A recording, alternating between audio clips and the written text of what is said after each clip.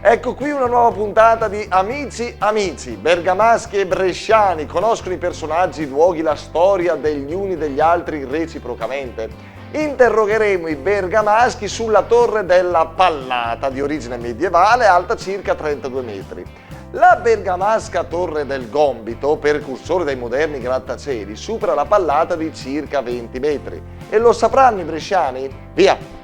Presso e perché, Bergamo e Brescia, che bellezza che ne sei. Come da tradizione partiamo qui a Bergamo in compagnia di questa splendida signora che mi ha stregato con gli occhi. Sono cose che noi conduttori diciamo, che si chiama? Maristella. Maristella bergamasca? No, sono diciamo sono stata adottata da Bergamo perché sono pavese, sono di Pavia. E lei è contenta di essere stata adottata dai bergamaschi da quanti anni?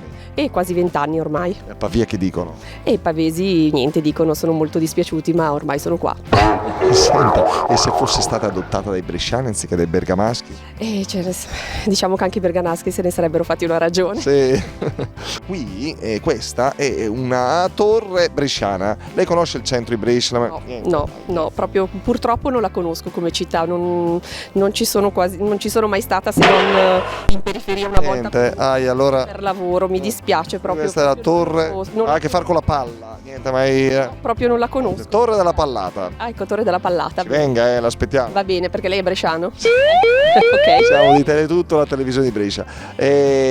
Salutiamo i cugini bresciani? Tanti saluti da Bergamo, venite a vedere Bergamo perché comunque è bellissima, anche noi di Brescia. È detta da una pavese, non da una bergamasca. Esatto, assolutamente. Andiamo a Brescia, grazie. Siamo tornati a Brescia in corso Zanardelli in compagnia di Rebecca, Alessia. Amiche, parenti. Amiche, amicissime, molto bene. Rebecca lì, se sentite un po', vi mostro questa immagine di un dettaglio della città di Bergamo. Voi la riconoscereste? La torre, questa qua in primo piano.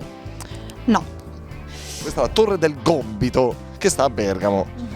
Sì, in città alta. Voi conoscete Bergamo, città? Università. Ah sì? E com'è andata? Bene, cioè nel senso, non l'ho conclusa, però era molto bello anche come atmosfera. Bergamo mi piace molto. Ma risiedevi là, il domicilio? No, facevo l'università di lingue orientali. Senti un po', e tu che sei bresciana, no? Ecco, che hai vissuto che vivi in Brescia, esatto, hai vissuto anche Bergamo. Che differenza c'è? Ci sono delle differenze? Cosa trovi che sono meglio i bergamaschi, i bresciani, stessa cosa? Passa voce. Ok, beh, diciamo che allora bergamaschi sono simpaticissimi, ho un sacco di amici.